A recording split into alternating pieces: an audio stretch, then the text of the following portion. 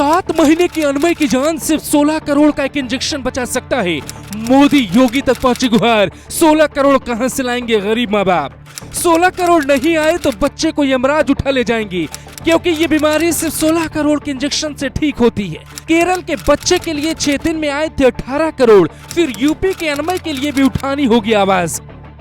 आखिर ये कौन सी बीमारी है जिससे सिर्फ वही बचता है जिसको 16 करोड़ का इंजेक्शन लगता है। यूपी के एक परिवार पर पहाड़ की तरह संकट टूट पड़ा है। अब योगी मोदी सरकार या फिर जनता ही भगवान बनकर इस बच्चे को बचा सकती है। 7 महीने का मासूम अनमय को देखकर लगता नहीं कि वो बीमार होगा, लेकिन उसे गंभीर बीमारी है जो 1 अरब लोगों में कुछ लोगों को होती है। उसका इलाज तो है, लेकिन 16 से 20 करोड़ रुपए का खर्च आ सकता है। इस बीमारी का नाम है स्पाइनल मस्कुलर एट्रोफी यानी SMA टाइप 1। इसका इलाज इंडिया में होता है, लेकिन इंजेक्शन जिसकी 16 से 20 करोड़ कीमत आती है वो विदेशों से मंगाया जाता है।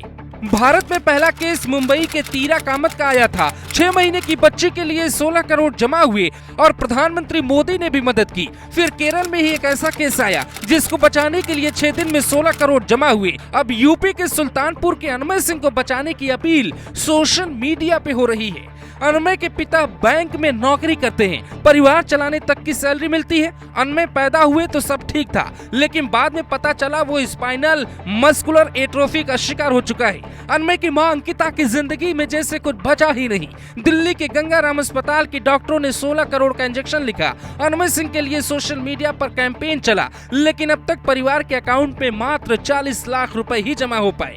ऐसे में अनमय का बचना तभी संभव होगा जब 16 करोड़ का इंजेक्शन आएगा। हालांकि महाराष्ट्र के पुणे के रहने वाले वेदिका शिंदे को इंजेक्शन लगाने के बाद भी बचाया नहीं जा सका था। वेदिका के लिए क्राउड फंडिंग से 16 करोड़ जमा किए गए, लेकिन भगवान को मंजूर नहीं था। बाद में वेदिका की मौत हो गई, लाखों लोग रोए थे। इसीलिए ये बात पीएम मोदी और सीएम योगी तक पहुँचानी होगी। सुल्तानपुर के डीएम ने योगी को खत भी लिखा है। योगी हजारों बच्चों की जान दिमागी बुखार से बचाते रहे हैं। ऐसे में उम्मीद की जा सकती है कि अनमय सिंह को भी योगी जरूर बचाएंगे। अमेरिका से इंजेक्शन आता है, कीमत लगभग 16 करोड़। सोशल मीडिया की ताकत चाहे तो इंजेक्शन आ सकता है। अमेरिका में हर साल 400 केस आते हैं, पर 90% ठीक हो जाते हैं। कई देशों में ये बीमारी पुरानी है, लेकिन भारत में नई है। अगर किसी बच्चे को ये बीमारी है तो कैसे पहचान करें?